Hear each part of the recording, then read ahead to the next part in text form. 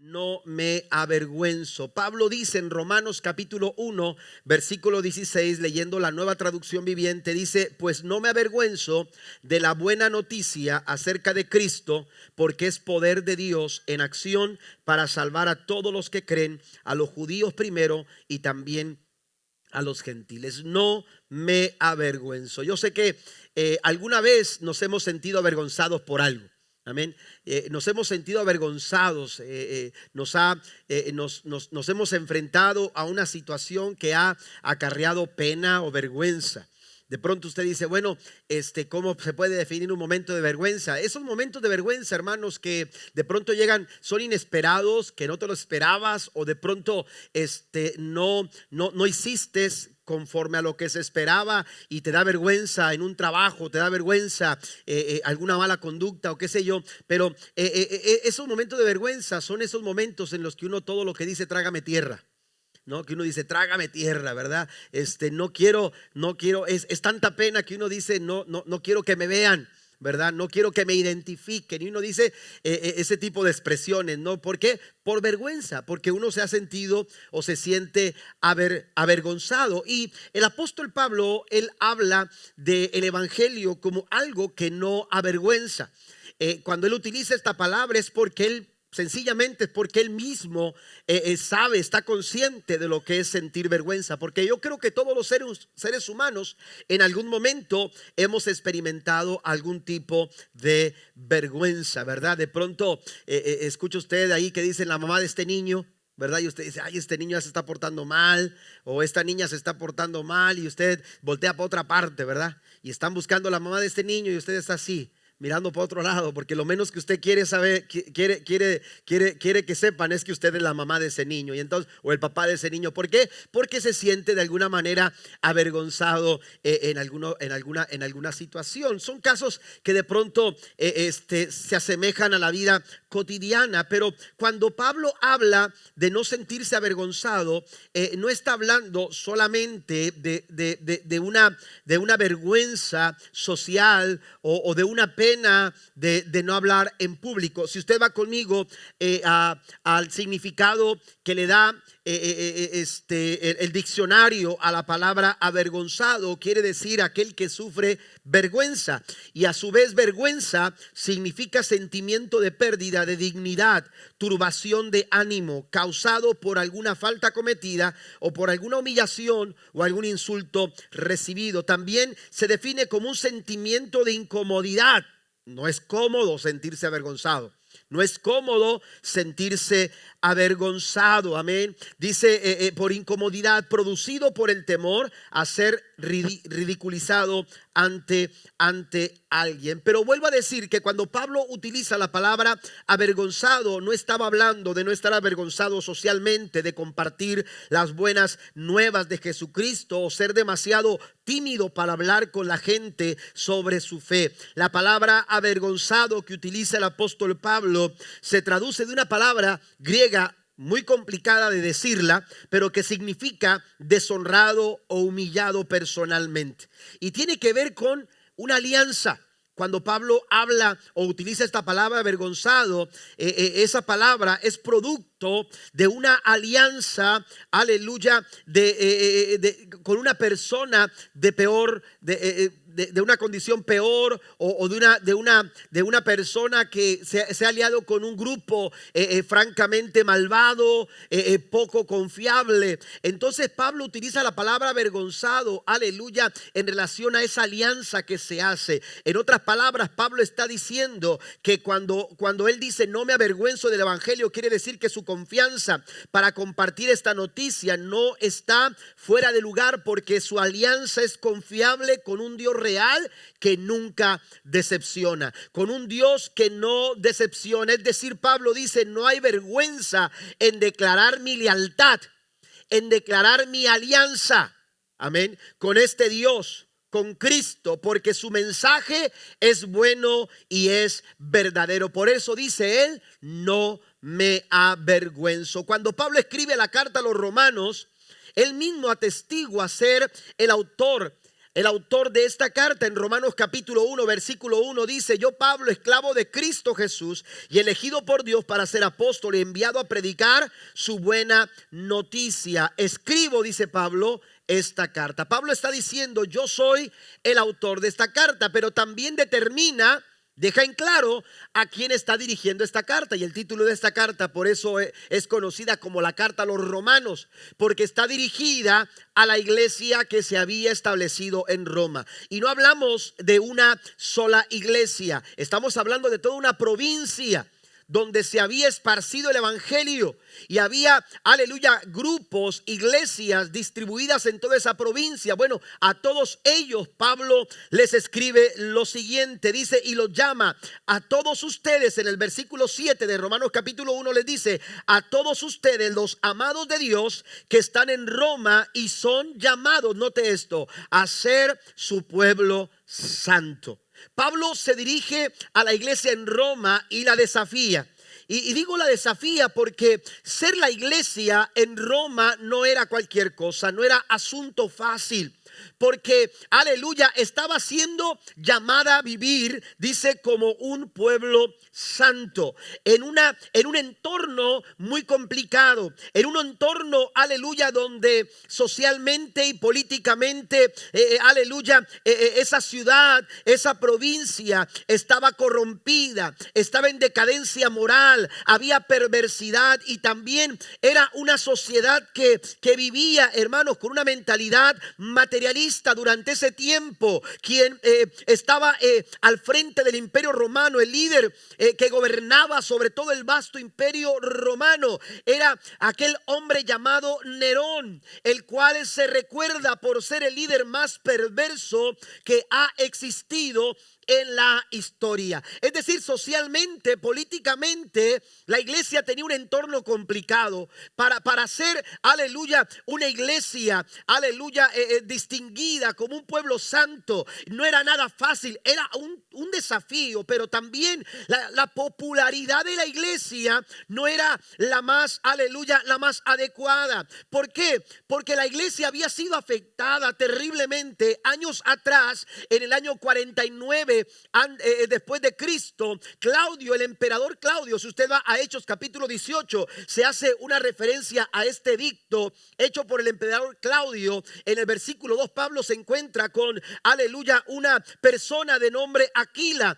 Dice que él era un exiliado, un creyente exiliado. ¿Por qué? Porque el emperador Claudio había dado un edicto que todo judío tenía que salir de Roma, abandonar la ciudad. Y la iglesia se había visto afectada. La iglesia en Roma se había visto afectada por la salida de esos judíos cristianos que fortalecían las filas de la iglesia, quizás el liderazgo de la iglesia, que daban estabilidad a la iglesia. Y durante esos años quizás la iglesia estuvo luchando, aleluya, estuvo con dificultades, tratando de mantenerse, tratando de salir adelante. Así que la situación en Roma para la iglesia no era nada fácil, pero Pablo les dice: ustedes han sido llamados a ser un pueblo santo. Y esto es algo que me gusta y es interesante, porque Pablo hace referencia a una iglesia en un entorno contrario, aleluya, que bendito sea el nombre del Señor, aleluya, era una luz encendida en medio de la oscuridad. ¿Cuántos alaban a Dios por ello en esta mañana? Porque la iglesia es eso, la iglesia es una luz en medio de las tinieblas. La iglesia es una luz en medio de la oscuridad. Y esa luz, dice Pablo, no debe de apagarse. La carta a los romanos se distingue, hermanos, por ser profundamente teológica y doctrinal, pero también se distingue por ser una, aleluya, una suma de prácticas de relevantes, aleluya, para cualquier época. Así que esta carta se acomoda perfectamente a nuestro tiempo. La palabra clave en la carta a los romanos es evangelio. Aparece muchas veces durante toda la carta, y es que el tema central de la carta es el evangelio de la salvación. Si pudiéramos nosotros bosquejear toda la carta a los romanos, hermanos, lo tendríamos que hacer acorde a su tema, al tema central de la carta a los romanos, que es el evangelio de la salvación. En medio de toda esta decadencia, en medio de toda esta situación contraria, hermanos, qué importante, qué oportuno y qué esperanzador es escuchar una buena noticia. Y la iglesia lo tenía. Y la iglesia tenía que atesorar esa buena noticia. Por eso Pablo les dice en el versículo 16 de su primera carta: no me avergüenzo del evangelio. No me avergüenzo del evangelio, porque el evangelio afecta nuestra manera de vivir, nuestros valores, la forma en la que nos relacionamos con Dios, pero también con las demás personas. Afecta nuestro juicio, nuestra capacidad para soportar contratiempos. Afecta nuestro carácter, nuestro razonamiento. Aleluya. También nos ofrece, el evangelio nos ofrece un conjunto de herramientas prácticas para tomar buenas decisiones, para vivir sabiamente y, por supuesto, alcanzar la vida eterna. Romanos capítulo 6, versículo 22 dice: sin embargo, ustedes ya no son esclavos del pecado, ahora son servidores de Dios, y esto sí que es bueno, pues el vivir solo para Dios les asegura que tendrán la vida eterna. Hay algunas razones de peso que Pablo enumera y quiero compartirlas con usted en esta mañana. Voy a comenzar hablando de 3 razones por las cuales el evangelio no avergüenza. ¿Por qué podemos decir como Pablo: no me avergüenzo? La primera razón para no avergonzarnos es que el evangelio es de origen divino. ¿Por qué es de origen divino? No hay forma en que nosotros, aleluya, nos avergoncemos del evangelio, porque el evangelio que predicamos, el evangelio que hemos recibido, el evangelio que ha cambiado y ha transformado nuestras vidas, es un evangelio, aleluya, que se origina en Dios, que tiene su origen en el Señor. Dice Pablo en su saludo de entrada a la carta, versículo 1, versículo 2 y versículo 3: yo, Pablo, esclavo de Cristo Jesús y elegido por Dios para ser apóstol y enviado a predicar su buena noticia, escribo esta carta. Verso 2 dice: Dios prometió esa buena noticia. Está hablando del evangelio, porque evangelio es las buenas nuevas de Dios para el hombre. Cuando hablamos del evangelio, nos estamos refiriendo a la buena noticia que Dios ha traído a nuestras vidas, que Dios le ha dado al corazón del ser humano. Y Pablo dice que es Dios quien prometió esa buena noticia hace tiempo por medio de sus profetas en las sagradas escrituras. La buena noticia trata de su hijo. En su vida terrenal, él fue descendiente del rey David. Pablo dice: yo he sido elegido y enviado a predicar la buena noticia, pero también menciona que fue Dios. El evangelio, la buena noticia, nace en el corazón de Dios. Está parte, aleluya, del corazón de Dios y está en la mente de Dios. Dice, Él fue quien prometió esa buena noticia. Así que cuando hablamos del evangelio, no estamos hablando de un pensamiento humano. No estamos hablando, aleluya, que sea algo que se le haya ocurrido al ser humano, una idea humana. No es una filosofía humana, no es una fábula humana fabricada por el hombre. No, el evangelio nació en el corazón de Dios. Pablo es enfático y dice, Dios fue quien prometió. Es Dios quien nos ha dado la buena nueva. Así que el evangelio no es un pensamiento de hombre, ni tampoco es el resultado de la moda. Amén. No es algo que de pronto se puso de moda en aquellos años y hubo un grupo de personas que empezó a practicarlo de esta forma porque era algo que estaba a la moda. Las modas vienen y van, cambian constantemente, se ajustan a la época, a la idea de un diseñador. Mire, esto es evidente. Las modas van y vienen. De pronto uno se da cuenta que lo que vestimos ahora hace 40 años estaba de moda. Hace 30 años estaba de moda. ¿Por qué? Porque las modas son así. Las modas son pasajeras, las modas vienen y van. Yo recuerdo que cuando entré a la escuela bíblica, En mi primer año mi abuelo me dijo: quiero que pases por unas corbatas a la casa antes de irte. Oiga, me dijo: te voy a dar unas corbatas para que te las lleves a la escuela bíblica. En aquel tiempo mi abuelo materno me dijo: pasa por estas corbatas. Cuando en aquella época las corbatas que utilizábamos, o en esos años las corbatas que utilizábamos, eran muy delgaditas, una cosita así, delgaditas, eran las corbatas que nos poníamos. Amén. Pero de pronto, cuando llego yo, mi abuelo me entrega una bolsa y me dice: son corbatas que he utilizado durante todo mi ministerio. Y cuando abro la bolsa, hermanos, oiga, eran corbatas anchas, de esas anchas, floreadas, de muchos colores. Amén. Cuando, qué bueno, gracias, abuelito, ya. Ora por nosotros y nos vamos. Amén. Rumbo a Matamoros, a la escuela bíblica. Oiga, después de un año, esas corbatas comenzaron a ponerse de moda. Y recuerdo que todos los muchachos llegaban a mi cuarto y me decían: oye, ¿no me prestas una corbata? Así que yo era tendencia en ese tiempo. Amén. Esas corbatas se conocían como lengua de vaca.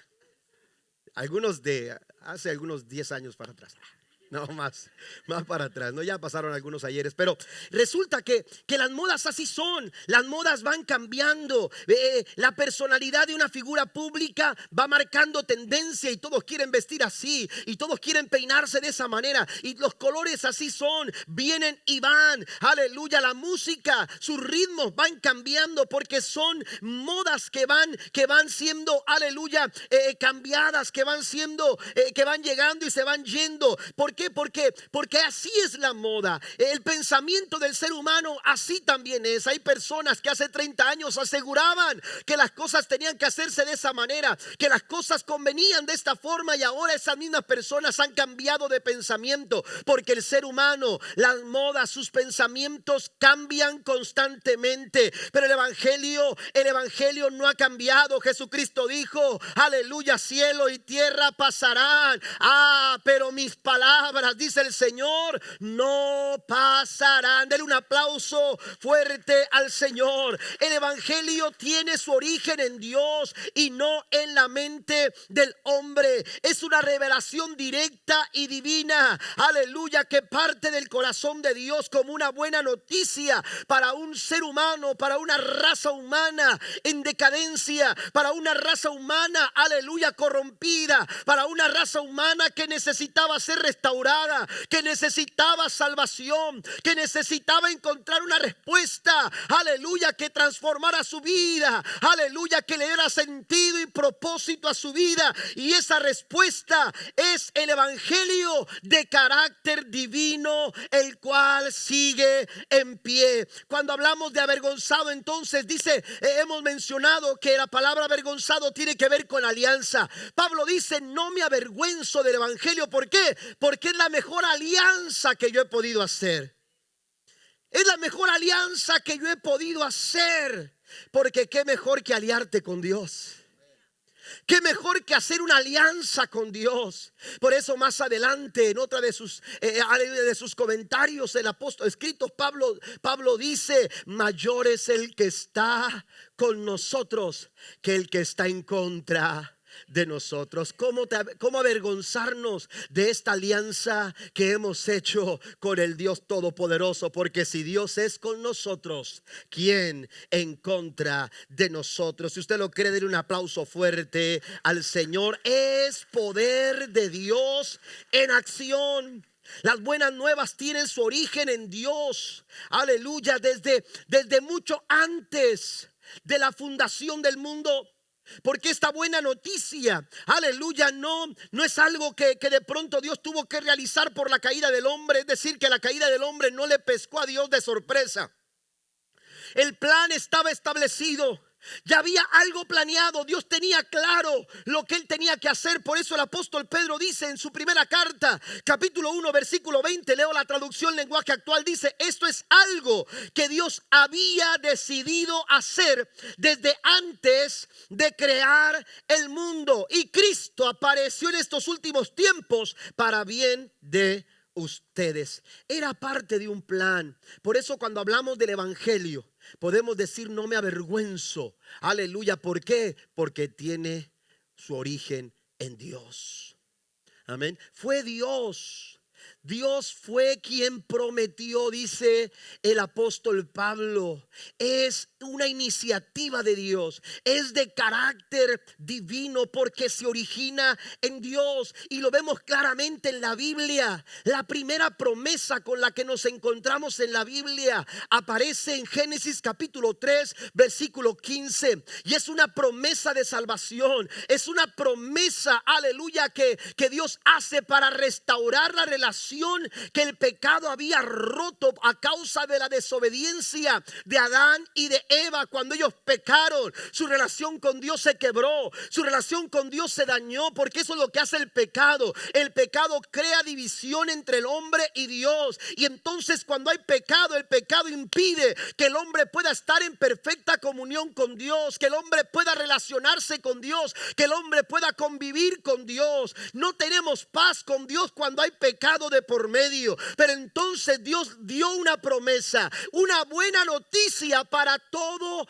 ser humano, y la Biblia lo registra en Génesis capítulo 3 versículo 15: y pondré enemistad entre ti y la mujer, y entre tu simiente y la simiente suya. Está hablándole a la serpiente astuta que representaba al diablo. Esta te herirá en la cabeza y tú le herirás en el calcañar. A pesar de las malas decisiones, aleluya, de Adán y Eva, y a pesar de nuestras malas decisiones y de nuestros malos caminos, el Señor quiso darnos una buena noticia.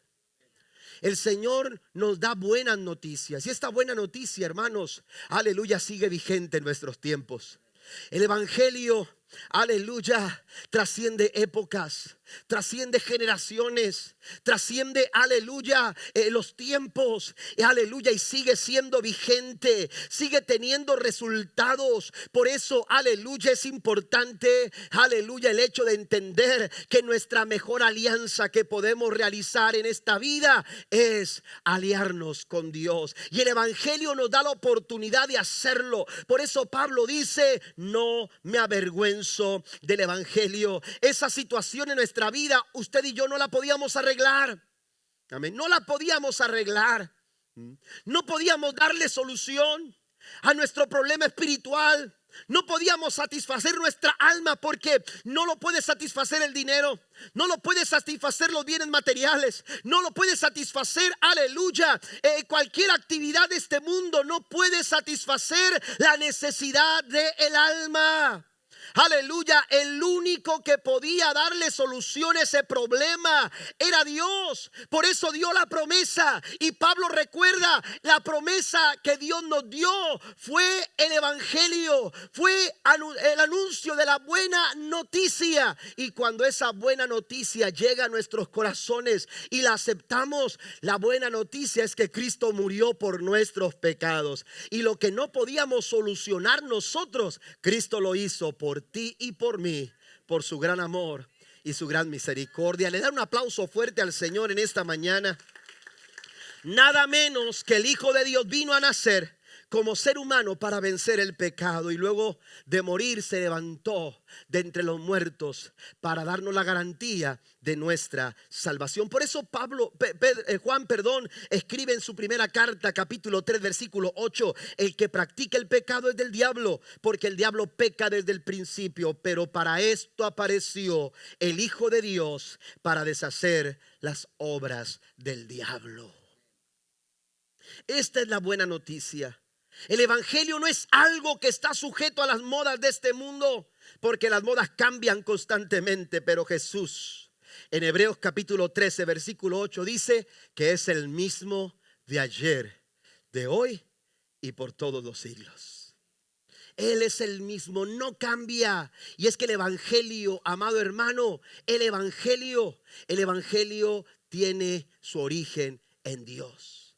Tiene su origen en Dios. Segundo, la segunda razón del por qué Pablo dice no me avergüenzo, y cómo nosotros también podemos decir lo mismo, es porque además de que tiene carácter divino, que tiene su origen en Dios, el evangelio es probado. Amén. El evangelio es probado, porque es probado. Mire lo que dice en el versículo 4 de Romanos capítulo 1. Y quedó demostrado que era el Hijo de Dios cuando fue resucitado de los muertos mediante el poder del Espíritu Santo. Él es Jesucristo nuestro Señor. El evangelio ha dado evidencias de quién es Jesús. En este versículo 4, el apóstol Pablo menciona, aleluya, la resurrección de Cristo. Él habla acerca de que Cristo resucitó. Es la evidencia que Pablo da. Amén. Es la evidencia contundente del evangelio. Amén.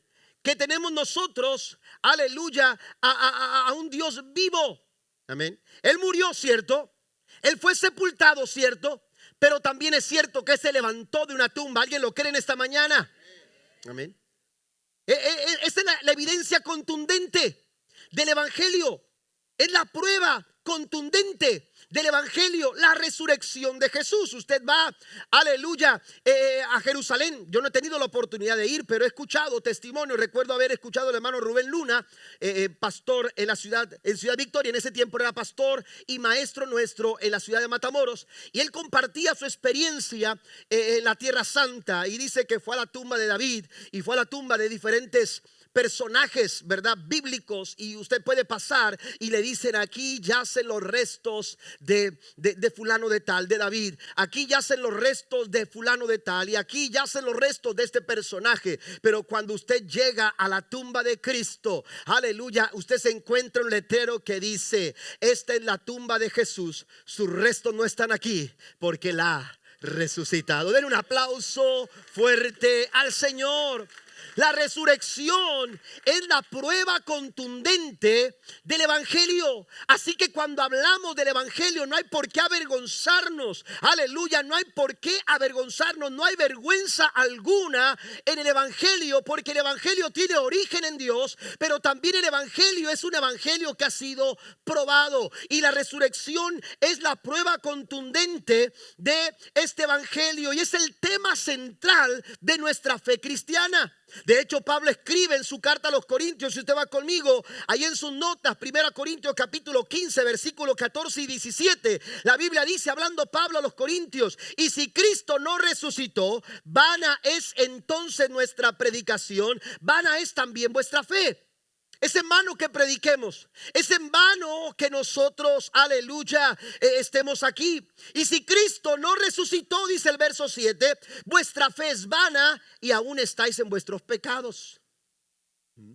Mire la importancia de la resurrección, la importancia de que Cristo se haya levantado de una tumba, la importancia de ese mensaje, amén, del mensaje del evangelio, de que Cristo no está en una tumba porque Él se ha levantado, porque es la garantía, es la prueba contundente de la verdad del evangelio, de que esta verdad es una verdad veraz, que cambia vidas y transforma corazones. Y yo creo que esa es una de las cosas que prueba la veracidad del evangelio, las vidas transformadas, porque nada ha cambiado vidas como lo hace el evangelio. El hombre ha establecido cárceles para tratar de reformar a las personas, y mucho se ha dicho que la cárcel se vuelve una escuela de delincuentes. La gente no es reformada. La sociedad ha tratado de reformar, ha tratado de cambiar, aleluya, las clínicas de psicología, los consejeros, tantas cosas, hermanos, hoy en día para ayudar a cambiar el pensamiento del hombre. Lo único que puede cambiar el corazón, aleluya, y a una persona es el evangelio de Cristo Jesús. ¿Alguien lo cree? Pablo mismo lo dijo. Pablo dijo: ya no vivo yo, es, aleluya, ahora es Cristo el que vive en mí. Ese hombre que perseguía a la iglesia, ¿cómo es posible que alguien que perseguía a la iglesia ahora esté dentro de la iglesia? Y no solamente dentro de la iglesia, ahora predica en la iglesia, ahora se vuelve un líder en la iglesia, ahora se vuelve un referente en la iglesia. ¿Sabe cómo es posible? A la mente humana, aleluya, no encaja con nuestras ideas, con nuestros pensamientos, pero cuando el evangelio evangelio de Cristo llega al corazón del hombre, aleluya, el corazón del hombre es transformado, porque él mismo dijo: de modo que si alguno está en Cristo, nueva criatura es. Las cosas viejas pasaron, he aquí todas son hechas nuevas en Cristo Jesús. Aplauda al Señor en esta mañana. Es el poder del evangelio.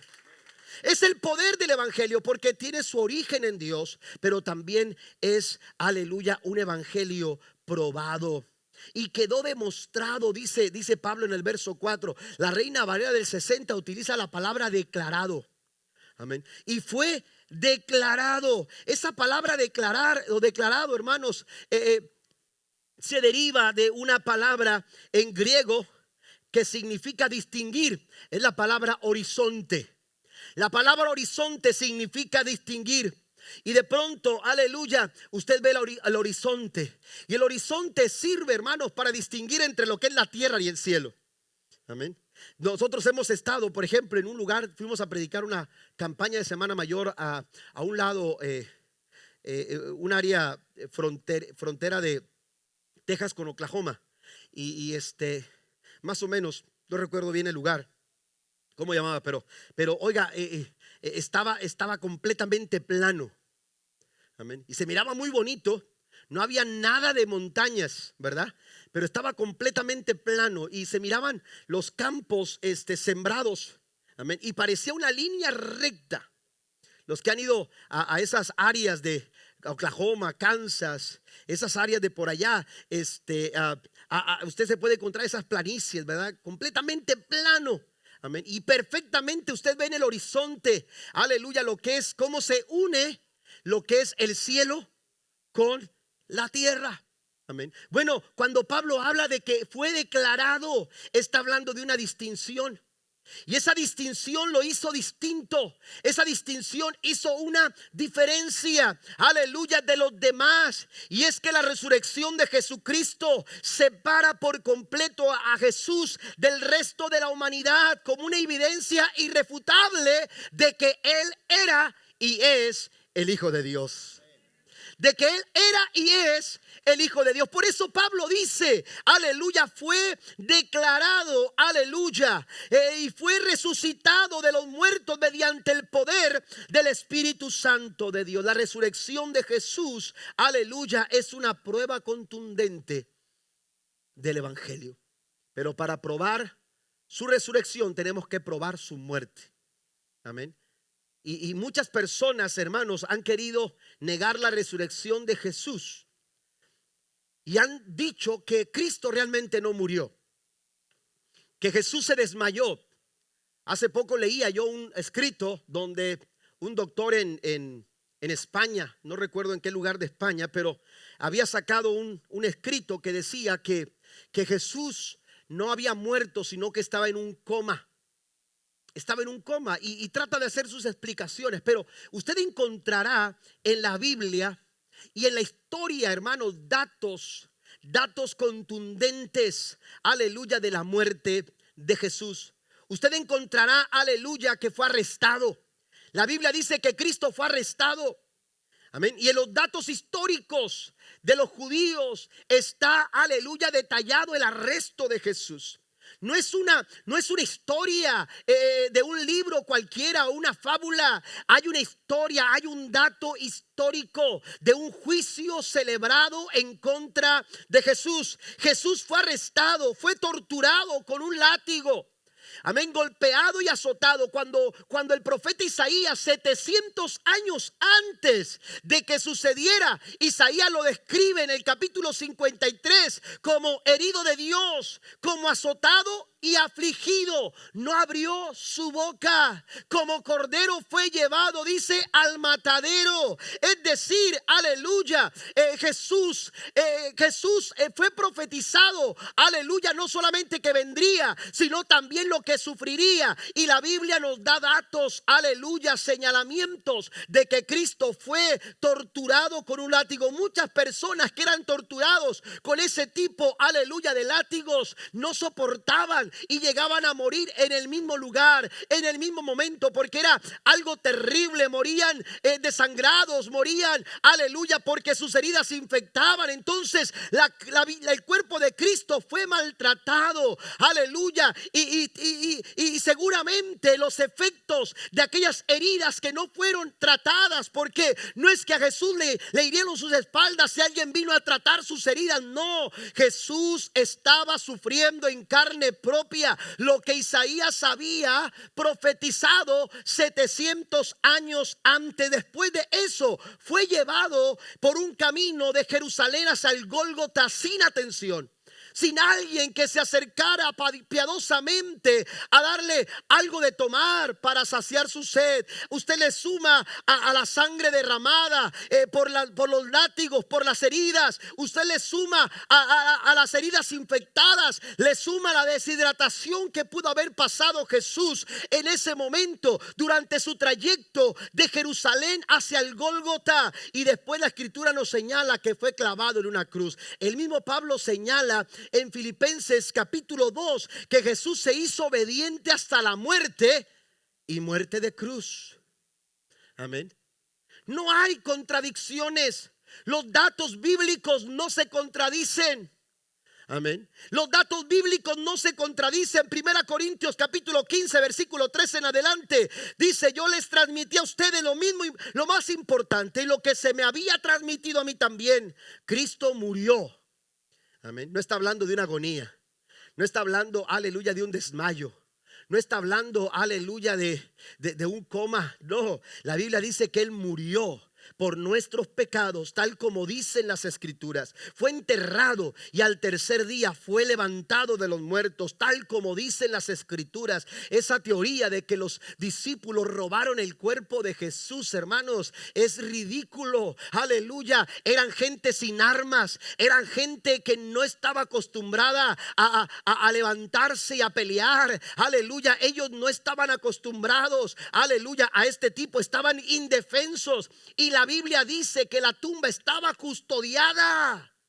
Amén. Es ridículo pensar que gente sin armas hubiese aparecido de pronto, aleluya, para robarse un cuerpo que estaba custodiado por soldados romanos. La Biblia dice que se levantó de los muertos, tal como dice las escrituras. Lo vio Pedro y luego lo vieron los 12. Más tarde lo vieron más de 500 de sus seguidores a la vez, y la mayoría de los cuales todavía viven, aunque algunos ya han muerto. Entonces el evangelio no es vergüenza, no nos avergüenza, porque tiene su origen en Dios, pero también tiene pruebas contundentes, ha sido probado. Amén. Permítame mencionar algo aquí, y es que cuando Pablo habla de la resurrección de Jesús, de su muerte por nosotros, la Biblia dice que Él nos dio un regalo. Recibimos un regalo, y ese regalo es un regalo de gracia. Amén. Cuando hablamos de gracia, cuando hablamos de recibir gracia, estamos hablando de que se nos concede un favor de forma gratuita y sin merecerlo. Y hay 5 conceptos bíblicos acerca de la gracia que usted y yo tenemos que tener presentes todos los días. Primero, anótelos por favor. Somos salvos por gracia. Si queremos salvación, esa salvación la recibimos de una manera gratuita.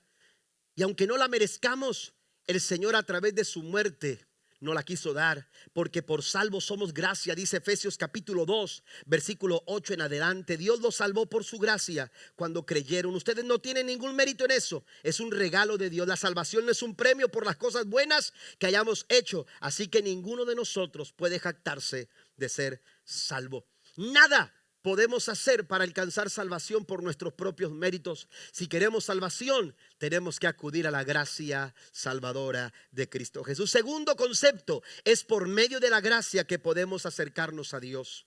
Podemos acercarnos a Dios. Hebreos 4:16 dice: acerquémonos pues confiadamente al trono de la gracia para alcanzar misericordia y hallar gracia para el oportuno socorro. Dios es un Dios que quiere estar cercano a nosotros, y para ello nos dio su gracia, para que por medio de su gracia, sin miedo, sin temor, con toda confianza podamos acercarnos delante de su trono. Pero también la gracia de Dios nos transforma. Somos transformados por la gracia de Dios. Tito capítulo 2 versículos 11 y 12 dice: en verdad Dios ha manifestado a toda la humanidad su gracia, la cual trae salvación. Pero no solamente nos da salvación. Verso 12 dice: y nos enseña la gracia, nos enseña a rechazar la impiedad y las pasiones mundanas. Así podremos vivir en este mundo con justicia, con piedad y con dominio propio. Mire lo que hace la gracia de Dios. La gracia de Dios nos da la capacidad de poder enfrentar las tentaciones, de poder cambiar malos hábitos. Hay personas que batallan con sus hábitos porque están queriendo cambiarlos desde sus posibilidades, desde sus propios esfuerzos. Pero cuando acudes a la gracia de Dios, la gracia te enseña a rechazar la piedad y las pasiones mundanas. ¿Qué le parece? Es el regalo de Dios. También la gracia de Dios es abundante y es para todos. Es abundante y es para todos. Romanos 5 versículo 15 así lo atestigua. Pero la transgresión de Adán no puede compararse con la gracia de Dios, pues si por la transgresión de un solo hombre murieron todos, cuánto más el don que vino por la gracia de un solo hombre, Jesucristo, abundó para todos. Y por último, la gracia de Dios siempre será suficiente. No importa dónde estés, no importa cómo te encuentres, la gracia de Dios siempre será suficiente para sostenerte, para ayudarte, para consolarte, para levantarte de cualquier situación. Pablo dice en 2 Corintios capítulo 12 versículo 9, cuando pedía que Dios le quitara ese aguijón en su carne, pero en esos momentos dice que Dios le responde: bástate mi gracia, bástate mi gracia. La gracia de Dios es más que suficiente y es todo lo que usted y yo necesitamos en la vida. Y punto número 3, la tercera razón por la cual no tenemos por qué avergonzarnos del evangelio es porque este evangelio es personal. El evangelio de Dios es un evangelio personal. Romanos capítulo 1 versículo 5 dice: por medio de Cristo, Dios nos ha dado a nosotros como apóstoles el privilegio y la autoridad de anunciar por todas partes a los gentiles lo que Dios ha hecho por ellos, a fin de que crean en Él y lo obedezcan, lo cual dará gloria a su nombre. Pablo no se avergüenza del evangelio, porque el evangelio no se trata de creer en algo, se trata de creer en alguien. Se trata de creer en alguien, y ese alguien es Jesús. Se trata de una persona. El evangelio no se trata de religión. El evangelio se trata de una persona. El apóstol Pablo dijo en el verso 5 que acabamos de leer de Romanos 1: por medio de Cristo Dios nos ha dado a nosotros. Este evangelio se nos fue dado por medio de Jesús. La Reina Valera del 60 dice: por quien recibimos la gracia.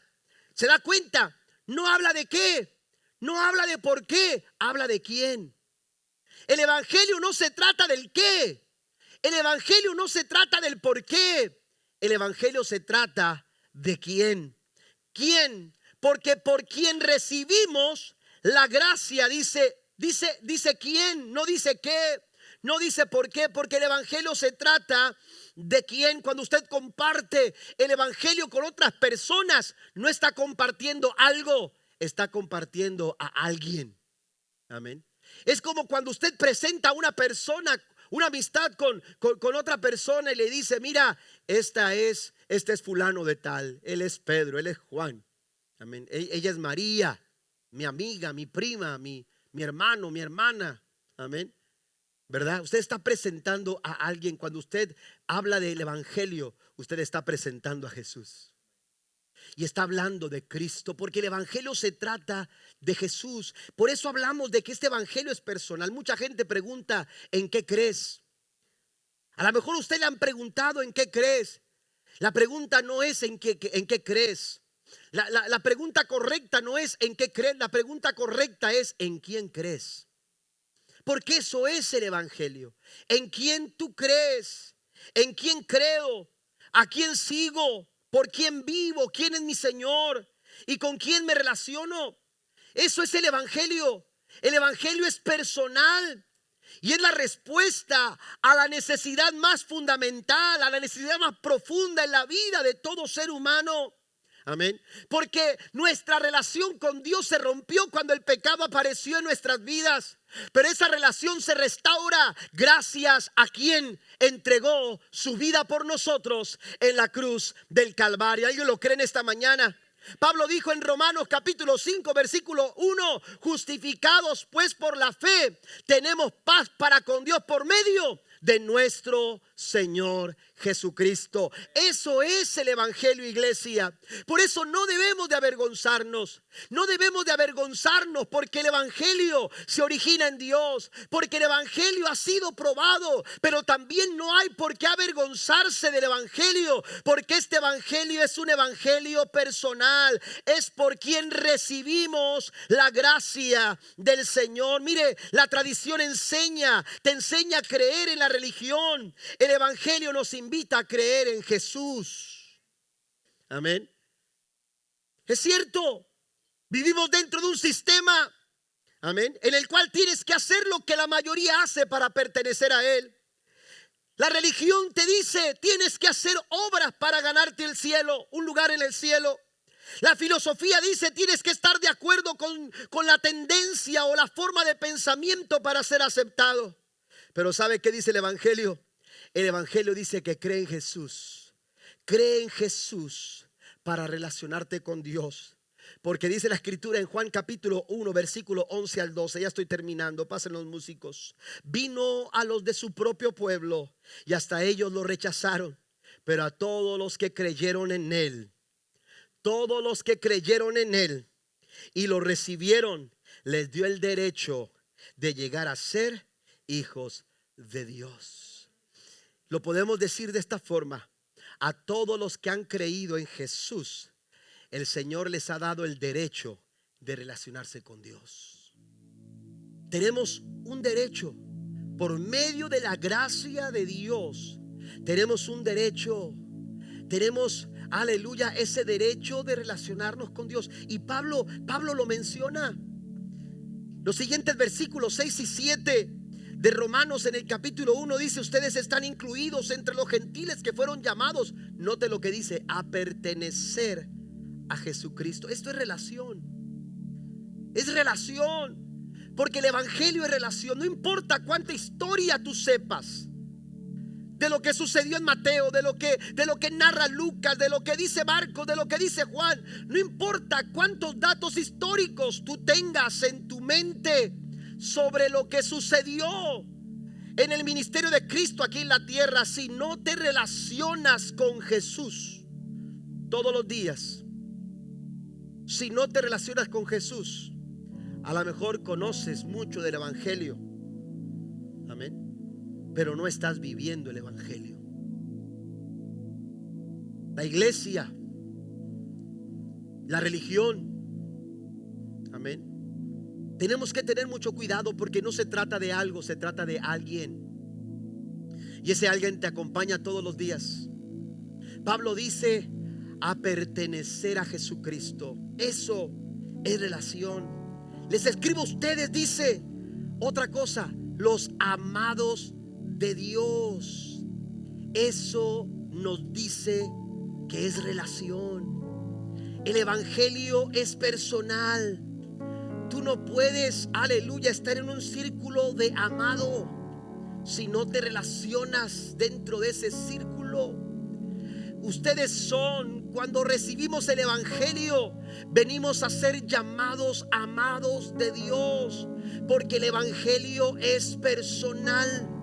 El evangelio nos abraza y nos hace, aleluya, disfrutar de una relación. Pero mire, sigue diciendo Pablo: los amados de Dios que están en Roma y son llamados, dice, a ser su pueblo santo. La palabra santo significa literalmente apartado para. Amén. Hemos sido tomados para ser apartados con un propósito. Dios no nos toma para aislarnos. Dios no nos toma para ponernos en una esquina y dejarnos ahí aislados, escondidos de la sociedad, escondidos, aleluya. No, Jesús dijo: no enciendes una vela y la pones debajo de una mesa. Eso no es congruente. Amén. Dios nos toma, sí, nos aparta del mundo, nos aparta del pecado, nos aparta de malas conductas. Hay algo que quizás Dios en tu vida ha determinado que tienes que apartarte. Quizás un mal hábito, quizás una mala conducta, quizás un pensamiento que no te permite relacionarte con Dios, porque para relacionarte con Dios hay que ser apartados del pecado. Y entonces el Señor nos aparta del pecado para llevarnos, aleluya, a cumplir un plan, a cumplir un propósito. Y este era el propósito que la iglesia en Roma tenía que cumplir: ser un pueblo santo. Y si queremos ser un pueblo santo, tenemos que relacionarnos con aquel que es santo. Póngase de pie conmigo, por favor. Pedro dice, tomando las palabras del Señor, Pedro dice: sed santos, así como nuestro Dios es santo. Si queremos vivir en santidad, si queremos caminar en santidad, tenemos que relacionarnos con Dios. Y de eso se trata el evangelio, iglesia. Por eso Pablo dice: no me avergüenzo. Por eso Pablo dice con toda seguridad: no me avergüenzo. En Gálatas 3 versículo 29 Pablo dice: y si están unidos a Cristo, entonces son miembros de la familia de Abraham y tienen derecho a recibir las promesas que Dios les hizo. Dios es un Dios personal. Dios es un Dios personal. Dios no es un Dios de un templo, como una imagen que usted pinta y pone en algún lugar. En muchos templos hay imágenes, hay estatuas representando a un Dios, altares representando la imagen de un Dios. Dios no es un Dios limitado a un templo. Dios es un Dios que solamente se relaciona contigo cuando vienes a la iglesia. Dios es un Dios personal. Recuerde que no es algo, es alguien. Y ese alguien va contigo al trabajo, maneja con usted, amén, cuando usted va de viaje. Es un Dios que está contigo en casa. Es un Dios que te acompaña a la escuela. Es un Dios que nunca te deja. Es un Dios cercano, porque es un Dios personal. Porque Él es un Dios que quiere relacionarse con nosotros, quiere convivir con nosotros. Si de algo tenemos que avergonzarnos, es del pecado, porque es el pecado lo que causa vergüenza. El pecado no te hace mejor padre. El pecado no te hace mejor esposo. El pecado no te hace mejor hijo. El pecado causa vergüenza. El pecado causa vergüenza. Y tenemos un ejemplo: la mujer samaritana. La mujer samaritana salía a tomar agua del pozo cuando nadie estaba. ¿Por qué? Porque su vida le daba vergüenza. Así que esperaba que todas las mujeres, quienes se encargaban de ir al pozo a traer agua, esperaba que todas las mujeres dejaran de estar en el pozo, y cuando ella pensaba que no había nadie, entonces tomaba su cántaro y se iba a aquel pozo para tomar agua sin tener que verle la cara a nadie y sin que nadie tuviera la oportunidad de decirle una mala mirada o de decirle alguna palabra incómoda para hacerla sentir avergonzada, porque su vida le avergonzaba. Amén. Pero aquella mujer no esperaba que en ese lugar estuviera Jesús. El evangelio de Dios, la buena noticia de Dios, estaba en aquel lugar, y cuando menos lo esperaba, aquella mujer se encontró con el evangelio. Y cuando alguien se encuentra con el evangelio, su vida no puede ser la misma. Somos transformados. Y escucha lo que le voy a decir: aquella mujer escondida en su su casa, que no salía ni se asomaba por las ventanas. Yo no tengo a detalle, aleluya, cómo era el ritmo de vida de esta mujer, pero aquella mujer que esperaba a ir cuando no estuviera nadie en el pozo, dejó su cántaro. Ya no había vergüenza, ya no había, aleluya, vergüenza en su vida, porque Cristo había tocado su corazón, había transformado su vida. Y entonces fue a su pueblo y le habló a todas las personas acerca de Jesús, porque el evangelio no causa vergüenza. Ya no hubo más vergüenza, porque si algo avergüenza es el pecado, pero Cristo dignifica. Pero el evangelio te restaura, el evangelio te levanta, el evangelio te hace una nueva persona, el evangelio cambia tu vida. Lo que nuestras familias necesitan es el evangelio. Lo que nuestra sociedad necesita es el evangelio del Señor. Nuestra sociedad necesita a Cristo. Por eso el llamado, iglesia, es un desafío a nuestras vidas. No te avergüences, no te avergüences. Hay gente que necesita escuchar, hay gente que necesita ver el evangelio del reino de Dios. En este evangelio estamos completos. La Biblia nos dice, amados hermanos, en el Salmo 25, versículo 3, quien en ti pone su esperanza jamás será avergonzado. ¿No quiere ser avergonzado? Yo no sé qué está pasando usted ahora mismo, pero usted no quiere ser avergonzado. Ponga su esperanza en Dios. Ponga su esperanza en Dios, porque quien en ti pone su esperanza nunca será avergonzado.